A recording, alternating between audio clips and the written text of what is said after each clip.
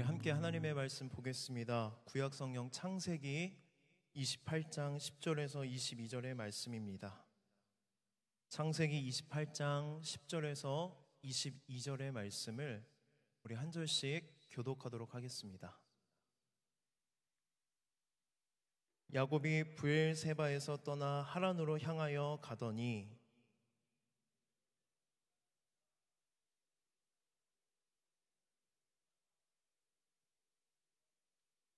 꿈에 본즉 사닥다리가 땅 위에 서 있는데 그 꼭대기가 하늘에 닿았고 또 본즉 하나님의 사자들이 그 위에서 오르락 내리락 하고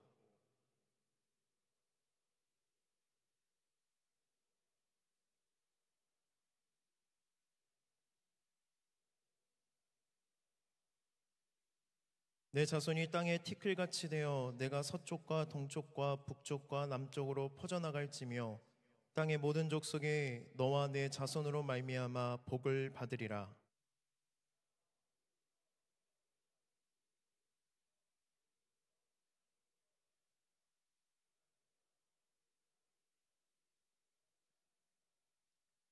야곱이 잠이 깨어 이르되 여호와께서 과연 여기 계시거늘 내가 알지 못하였도다.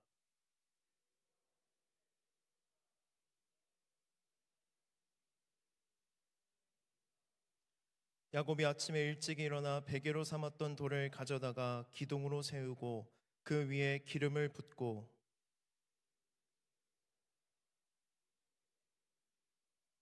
야곱이 서원하여 이르되 하나님이 나와 함께 계셔서 내가 가는 이 길에서 나를 지키시고 먹을 떡과 입을 옷을 주시어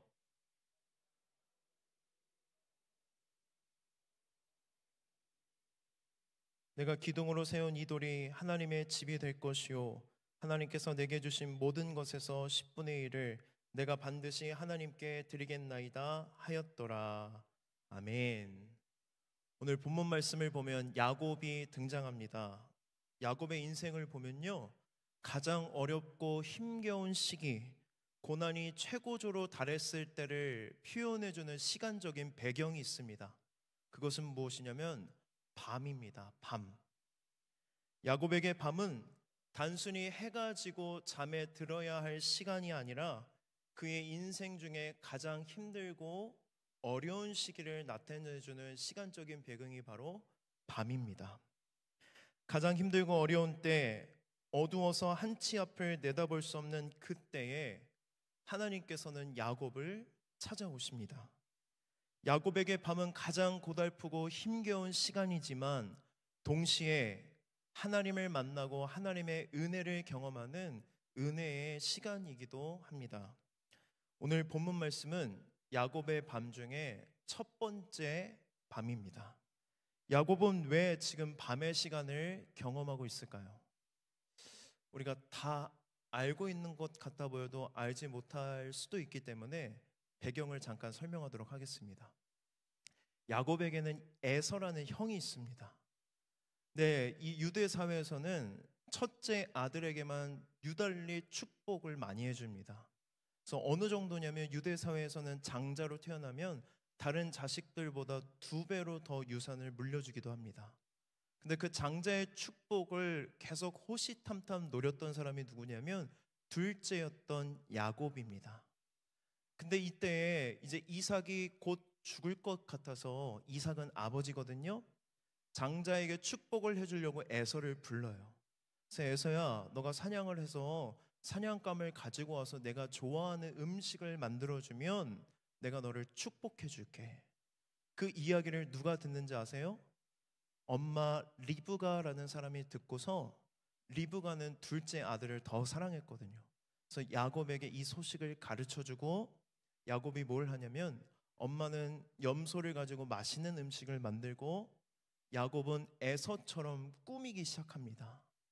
첫째와 둘째가 완전 성격도 다르고 성향도 다르고 생김새로 달랐기 때문에 이 둘째인 야곱이 형의 축복을 빼앗기 위해서 누가 되냐면 에서가 돼요. 그리고 그때 당시 성경의 말씀을 보면 아버지 이삭의 눈이 어두웠다고 이야기되어 있어요. 그러니까 분간이 되지 않아요, 눈으로 볼 때는. 근데 이 야곱이 에서의 축복을 빼앗기 위해 형도 속이고 아버지도 속이고 그리고 심지어 하나님도 팔아넘깁니다.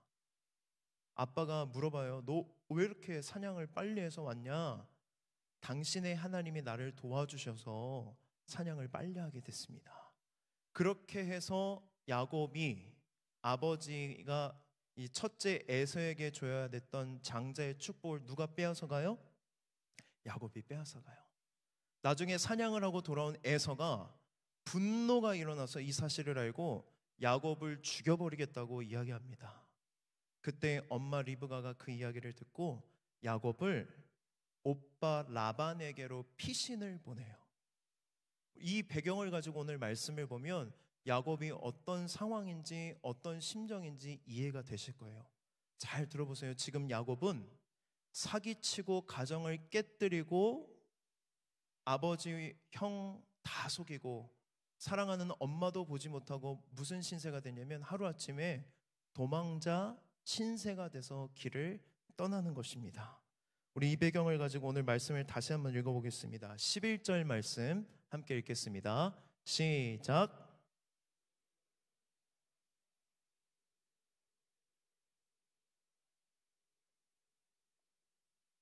여러분이 야곱이라고 한번 생각해 보십시오.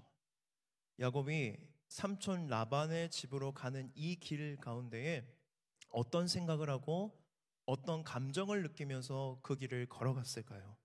그의 마음에는 미래에 대한 두려움이 있었을 것입니다. 그리고 굉장한 공포도 있었을 것 같습니다. 뒤에서는 지금 형 에서가 자신을 죽이려고 뒤쫓아오고 있고 외삼촌 라반이라는 사람은 야곱의 인생에서 한 번도 만나보지 않았던 사람이에요. 근데 내가 그 집에 갔을 때에 라반이 혹여나 내가 너를 지켜줄 수 없다, 너를 보호해줄 수 없다, 다른 데 알아봐라 하면 야곱은 갈 데가 없습니다. 그는 정해지지 않는 미래에 대한 불안함으로 가득했습니다. 그리고 이 길을 걸어가면서 수없이 생각하면서 의심하고 의심했습니다. 내가 걸어가고 있는 이 길이 정말 맞을까? 이게 정말 맞는 것일까? 의심하고 또 앞으로 어떤 일이 벌어질지 알지 못해 두려움과 염려로 가득했습니다. 또한 여러분이 야곱이라고 한번 생각해 보십시오. 그의 마음에 굉장한 죄책감과 수치심이 있습니다. 형도 속이고 아버지도 속이고 자기가 정처 없이 길을 걸어가면서 자기의 이런 모습을 보면서 뭘 느끼기 시작했냐면 자괴감에 빠지기 시작했습니다. 이런 복잡한 마음과 불안한 미래를 향해서 지금 야곱은 걸어가고 있는 것입니다. 이런 야곱의 상황과 심정을 잘 표현해주는 표현이 무엇이냐면 해가 진지라라는 성경의 표현입니다. 그의 인생에 첫 번째 밤이 찾아온 것입니다. 그는 지금 정처 없이 길을 떠돌아다니다가 너무나도 지치고 지쳐서 해가 졌을 때에 어딘지도 모르는 광야 한복판에서 딱딱한 돌베개를 베고 자는 노숙자 신세가 되어버렸습니다. 그의 인생의 짙은 그림자가 드리우게 된 것입니다. 여러분, 야곱 곁에는 야곱을 도와줄 사람이 아무도 없습니다. 그에게는 아무런 소망이 없고 생각하면 생각할수록 걸어가면 걸어갈수록 절망밖에 없었습니다. 혹시 지금 여러분의 삶 가운데에 이런 형편을 겪고 있는 분이 계십니까? 내 인생에 해가 진 것 같이 내 삶에 어둠이 가득하고 내 주변에 나를 도와줄 수 있는 사람이 아무도 없고 미래를 생각하면 너무나도 막막해서 어떠한 계획도 할 수 없는 상태에 계신 분이 계십니까? 만약 그렇다면 여러분은 지금 광야에 홀로 누워있는 야곱과도 같은 삶입니다. 우리는 이때에 하나님의 존재에 대해서 의심하고 하나님의 사랑에 대해서 의심하기 시작합니다. 하나님이 존재하시는가? 존재하신다면 왜 하나님이 내 인생을 이렇게 내버려 두고 있는가? 하나님으로부터 버려진 것 같은 느낌이 듭니다. 우리는 이때 뭘 해야 할까요? 우리는 이때 뭘 할 수 있을까요? 이런 절망적인 상황에 빠졌을 때 우리는 아무것도 할 수 있는 것이 없습니다. 야곱과 같이 우리는 울다 지쳐 잠에 들 뿐입니다. 그런데 여러분 말씀을 보십시오. 광야에 홀로 돌베개를 메고 지쳐 잠이 든 야곱, 그리고 야곱과 같이 내가 아무것도 할 수 없는 그 현실 가운데에 누가 찾아오시냐면 하나님이 찾아오십니다. 우리 함께 12절의 말씀을 읽겠습니다. 시작.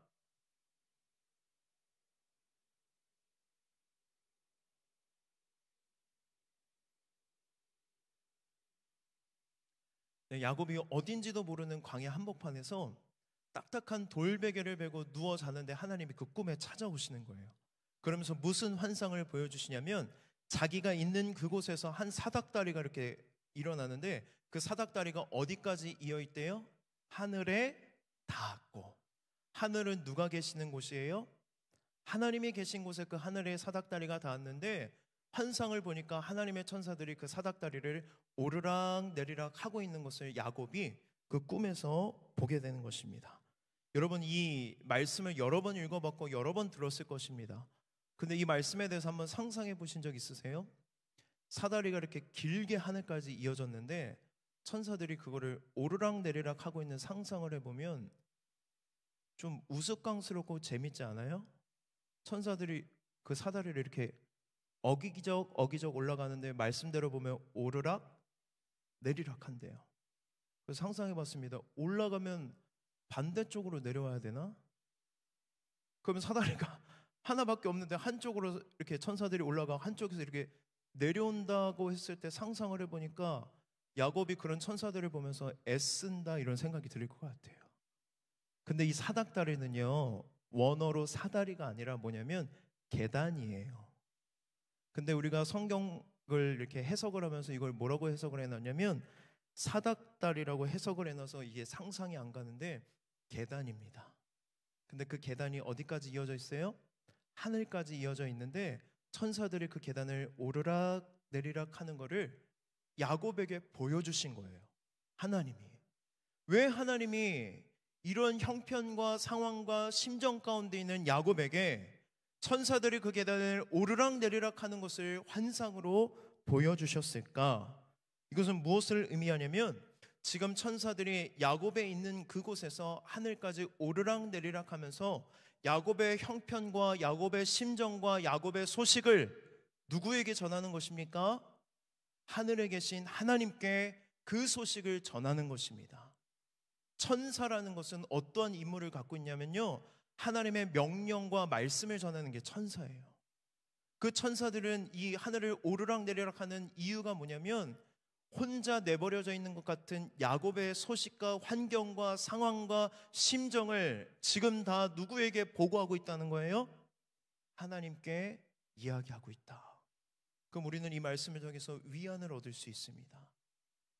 홀로 있는 것 같을 때, 모든 것이 다 끊어져 있는 것 같을 때, 절망 가운데 있을 때, 아무도 나를 신경 쓰지 않고 관심 갖지 않고 도와주지 않는 것처럼 여겨질 때 믿음의 눈을 들어서 보면 우리와 하늘을 닿아주는 뭐가 있다는 거예요?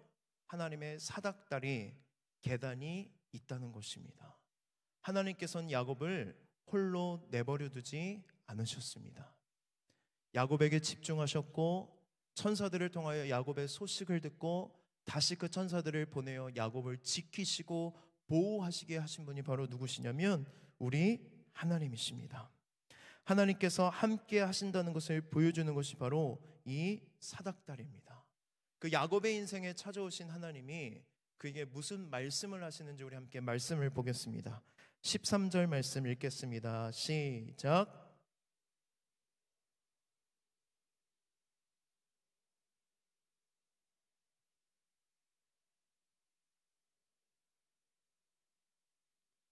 아멘. 말씀을 보면 그 위에 서서라고 기록되어 있습니다. 그 위에 서서. 하나님께서 저 하늘 높이 그 사닥다리 계단 끝 그 하늘 위에서 서서 아브라함에게 하시는 말씀처럼 보입니다. 그런데요 여러분, 히브리어 원어 성경을 보면 그 위에 서서라는 표현은 다르게 해석할 수도 있습니다. 위라는 위치가 아니라요, 곁에 서서, 가까이에 서서라고 해석할 수도 있습니다. 저는 개인적으로 하나님이 그 위에 서서 야곱에게 말씀하시는 것이 아니라 곁에 서서, 가까이에 서서 말씀하신다는 것을 믿고 그 해석이 맞다고 생각합니다. 왜냐하면 야곱에게 찾아오셔서 하신 하나님의 말씀들을 보면 하나님이 위에서 저 멀리에서 권위적으로 하시는 말씀이 아니라 야곱의 인생 가까이 그 곁에 오셔서 하셨다는 것을 문맥상으로 보면 맞기 때문입니다. 야곱에게 찾아오신 하나님이 자신을 어떻게 소개합니까? 야곱아, 나는 전능하신 하나님이야. 나는 내가 이 세상을 창조하고 이 세상의 모든 것의 주인이 되는 창조주 하나님이야 라고 소개하지 않고 이렇게 소개해요. 나는 내 할아버지 아브라함의 하나님이요 너의 아버지 이삭의 하나님이다. 하나님이 왜 자신을 아브라함의 하나님, 이삭의 하나님이라고 소개하셨을까요? 이것은 관계를 말합니다. 무엇을 이야기하냐면, 야곱아, 너 할아버지 아브라함의 인생을 보지 않았냐? 내가 그와 함께 했고 그와 관계 맺었고 그와 동행했단다. 야곱아, 너의 아버지의 삶을 보지 않았냐? 내가 이삭과 함께 했던 그 하나님이야. 그러면서 이 시간 이 자리에 찾아오신 하나님이 뭘 말씀하시냐면, 이제 내가 너를 만나기를 원한다는 거예요. 이제 내가 너와 관계 맺기를 원한다.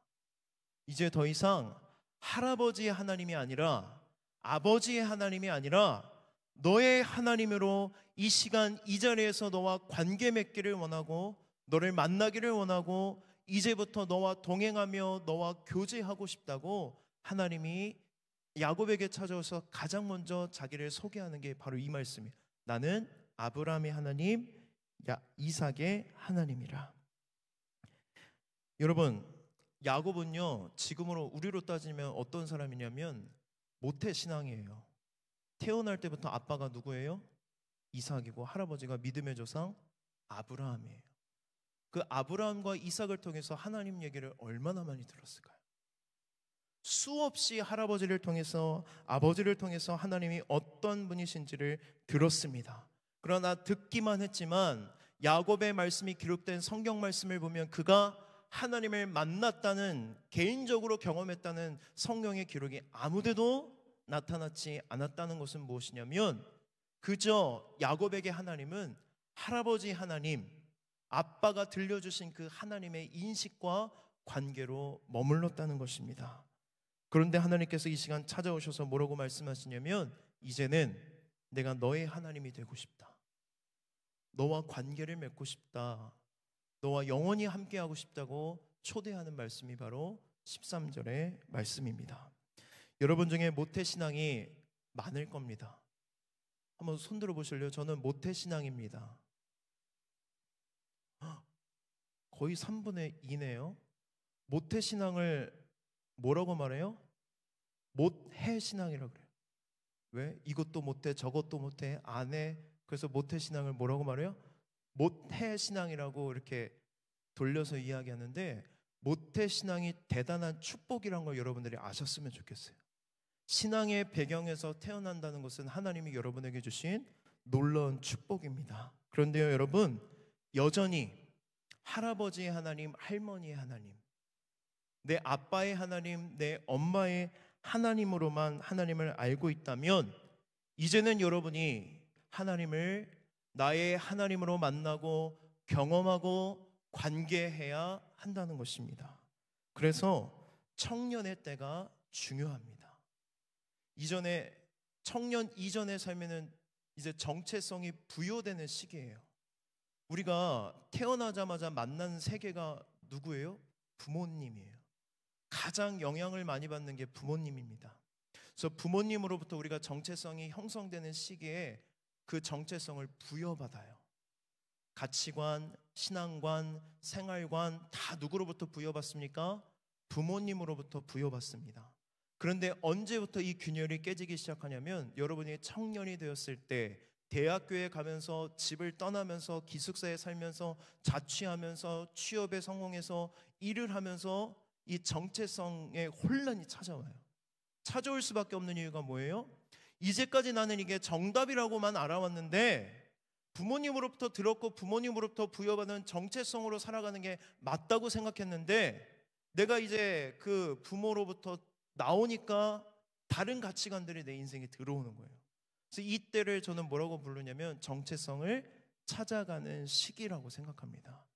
정체성이 언제 완성될까요? 천국 가는 그날 완성됩니다. 여러분, 죽는 그날까지 우리는 정체성을 계속 찾아가야 돼요. 그게 우리의 숙명인데 이 정체성이라는 게 신앙과도 마찬가지입니다. 이제까지 여러분들이 모태신앙으로서 부모님으로부터 좋은 영향을 받아왔지만 그것은 그들의 하나님이지 여러분의 하나님이 아닙니다. 이제부터 여러분들은 나의 하나님을 만나야 합니다. 내가 믿고 내가 경험하고 내가 교제하고 내가 누리는 하나님을 만날 때에 그 하나님이 나의 하나님이 되고 내 신앙이 되는 것입니다. 그래서 우리는 지금 나의 하나님을 만나야 합니다. 하나님 만나고 싶으시죠? 여러분 기도 제목 중에 그런 기도 제목들이 덜어 있더라고요. 하나님을 인격적으로 만나고 싶습니다. 오늘 말씀을 보면 하나님을 만나기 원하는 이들에게 소망을 주는 말씀이 있습니다. 여러분 말씀을 잘 보십시오. 야곱이 하나님을 만나러 갑니까? 하나님이 야곱을 만나러 갑니까? 누가 만나러 오세요? 하나님이 만나러 오세요. 야곱이 힘들게 그 계단을 막 올라가서 그 끝에서 하나님을 만나는 게 아니라 하나님이 그 계단 밑에 내려오셔서 야곱의 곁에 오시고 야곱 가까이 오셔서 하나님을 만나게 하신다는 겁니다. 여러분, 세상의 모든 종교는요, 신의 존재를 만나기 위해 올라가야 하는 상향성이라는 특징을 갖고 있습니다. 그래서 세상의 종교를 보면 고행이나 수행을 통해서 내가 어느 정도 자격이 주어졌을 때 누구를 만날 수 있게 돼요? 신의 존재를 만날 수 있다고 이야기하고 가르칩니다. 근데 우리 기독교는 완전히 반대예요. 기독교는 하나님이 우리를 만나러 이 땅에 내려오십니다. 기독교의 특징은 하향성이에요. 하나님이 누구를 만나러 오세요? 우리를 만나러 오십니다. 야곱의 처지를 보십시오. 그는 하나님을 만날 만한 자격이 있습니까? 없습니까? 없어요. 시대의 사기극을 벌이고 가정을 깨뜨리고 도망 나온 사람입니다. 그런데 그런 사람을 누가 만나주세요? 하나님이 만나주십니다. 우리는 이것을 뭐라고 부르냐면 은혜라고 부릅니다. 자격 없는 자가 하나님을 만나는 것, 자격 없는 자가 구원을 얻는 것, 두 글자로 뭐라고 말한다고요? 은혜. 여러분, 아직 하나님을 만나지 못한 분들에게 위로와 소망의 말씀을 전합니다. 하나님을 만나지 못했다고 여러분을 자책하거나 여러분이 부족하다고 생각하지 마십시오. 하나님을 만나는 건 하나님의 일방적인 주권이고 섭리입니다. 여러분들이 하나님을 만나고 싶다면 간절히 소망하는 마음으로 날마다 기도하십시오. 하나님이 여러분들을 만나주십니다. 그 은혜가 저는 오늘 이 날이었으면 좋겠어요. 하나님을 나의 하나님으로 만나는 날, 그 하나님을 만나 인생이 변화됐던 야곱과 같이, 그 하나님을 만나 인생의 여정이 달라졌던 야곱과 같이 오늘 이 자리에서 하나님을 인격적으로 만나는 은혜가 여러분 가운데 있기를 소망합니다. 우리 함께 15절의 말씀을 읽겠습니다. 시작.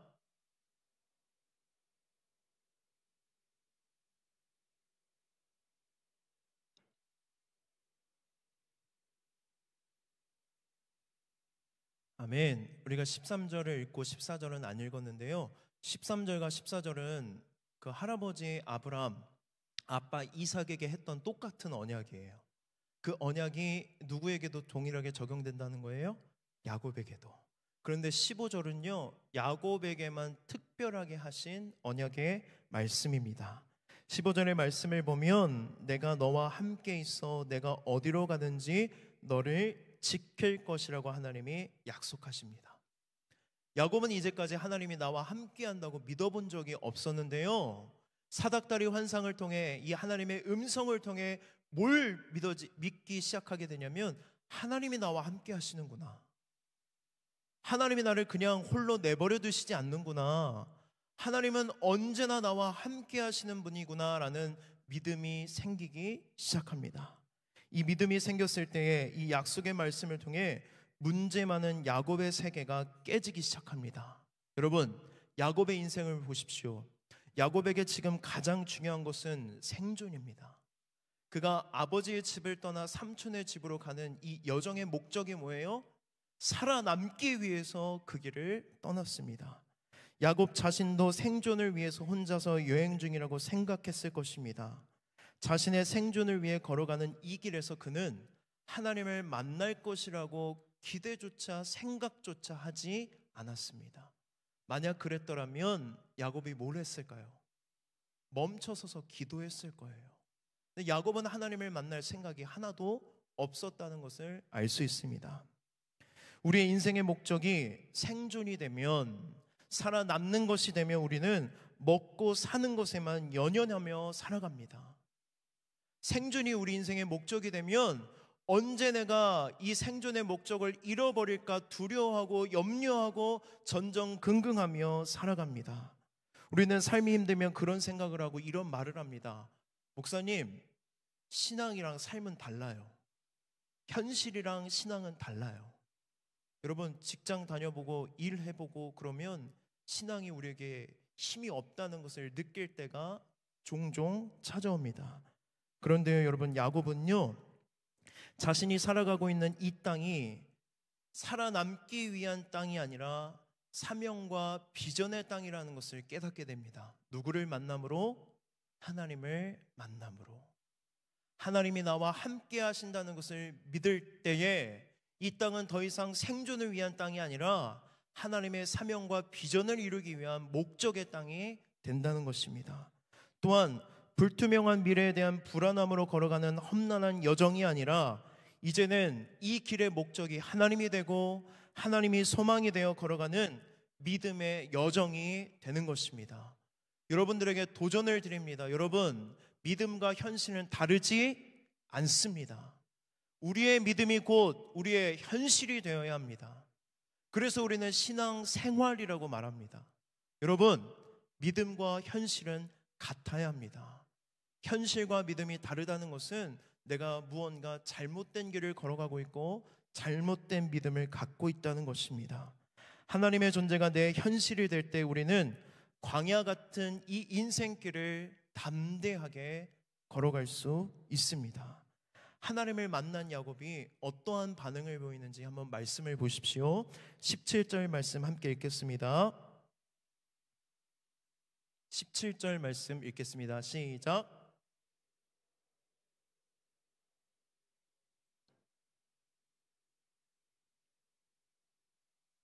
네, 하나님을 이때 처음 만나잖아요, 야곱이. 근데 야곱이 느끼고 있는 감정이 뭐예요? 두려워하여 이르되 두렵도다. 야곱이 하나님을 처음 만나는 순간 경험했던 감정은 두려움입니다. 여러분, 성경을 읽어보십시오. 하나님을 참으로 만난 사람은 가장 먼저 뭘 느끼게 되냐면 두려움을 느끼게 돼요. 베드로가 예수님을 하나님으로 만나는 순간 그 자리에서 엎드려 이렇게 고백합니다. 주여, 나를 떠나소서, 나는 죄인이로소이다. 왜 우리는 하나님을 만나면 두려움을 느낄까요?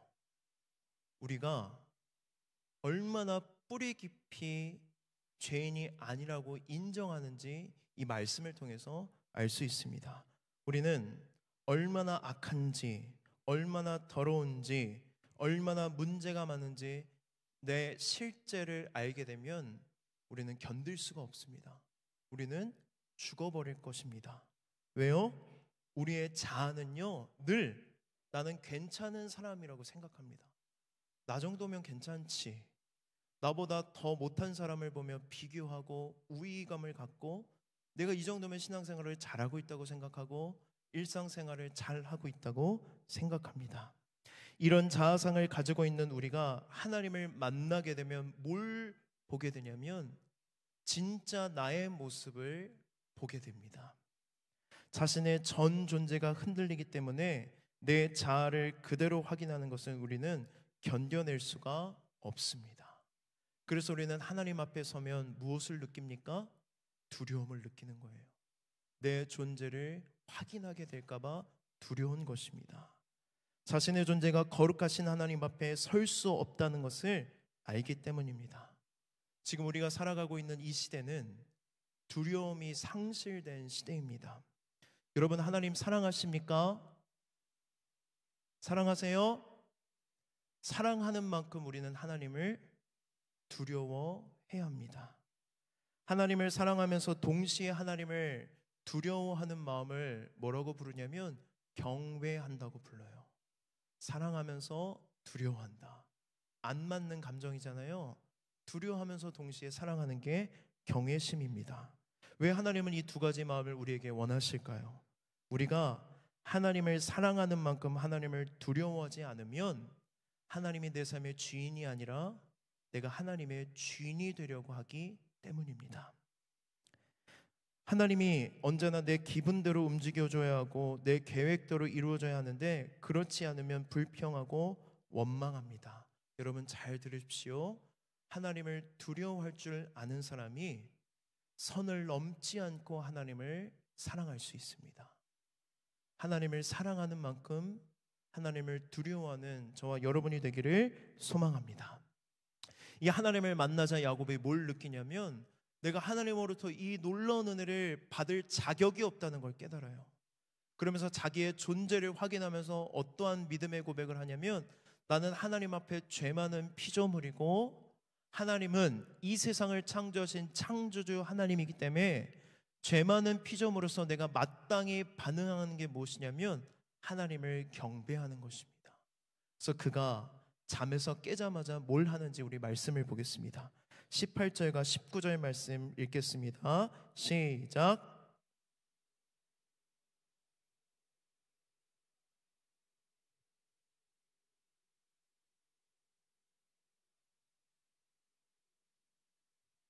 이건 말씀을 계속 띄워주실래요? 야곱이 아침에 일찍 일어나서 그 누웠던 돌베개 있잖아요. 그걸 가지고 와서 과연 하나님이 여기 계신다, 나를 만나주셨다는 걸 기념하고 기름을 부어요. 하나님께 예배를 드리는 행위거든요. 그러고 나서 그 땅 이름을 어떻게 이야기를 해요? 벳엘. 베이트는 집이라는 히브리어고요. 엘은 하나님이에요. 그러니까 베델이라는 지명의 뜻이 뭐예요? 하나님의 집. 말씀 띄워주실래요? 그런데 창세기를 누가 기록했죠? 모세가 기록했는데 모세가 베델이라고만 기록하면 되는데 굳이 그 성의 옛 이름은 뭐더라? 루스더라라고 이렇게 기록했어요. 왜 모세는 굳이 베델로 이름이 바뀌었으면 베델만 기록하지 옛날 이름을 이렇게 밝혔을까? 옛 지명을 밝혔을까? 루스는 뭐냐면요, 아몬드 나무래요. 아몬드가 열리는 나무인데 이 베델이라는 그 지역에 아마 아몬드 나무가 되게 많았던 것 같아요. 그러니까 어디서든지 보이는 나무이기 때문에 그 성의 이름을 뭐라고 지은 거예요? 아몬드 나무 성이라고 이름을 붙였던 것 같습니다. 그래서 이 루스는 뭘 의미하냐면 흔하디 흔한 아몬드 나무처럼 이 루스는 우리의 일상을 뜻해요. 근데 그 일상 가운데에 누가 지금 임하셨어요? 하나님이 임하셨잖아요. 야곱의 일상 가운데 누가 찾아오셨어요? 하나님이 찾아오셨잖아요.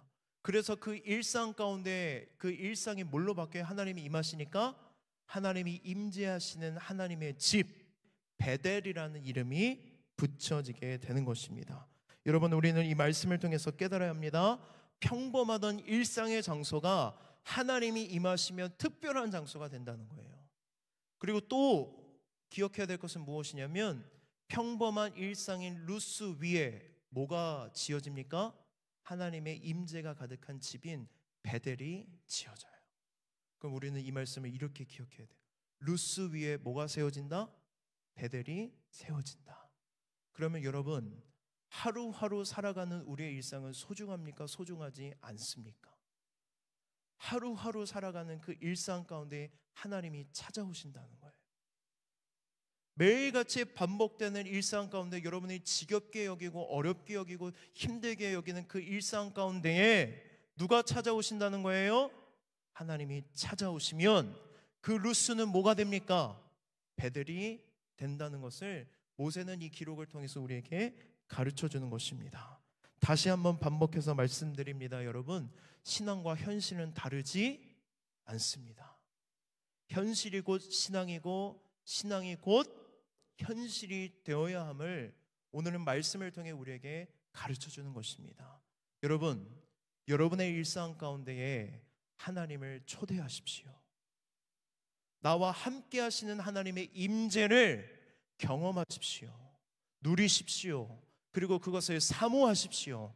그러면 여러분의 일상에 루스가 아니라 무엇이 되냐면 하나님의 임재가 충만한 베델이 될 줄 믿습니다. 날마다 여러분의 일상이 베델이 되기를 주님의 이름으로 축복합니다. 우리 마지막으로 야곱이 하나님을 만나 하나님 앞에 약속하는 기도의 내용이 있거든요. 3절의 말씀을 읽고 말씀을 마치도록 하겠습니다. 20절에서 22절의 말씀 함께 읽겠습니다. 시작.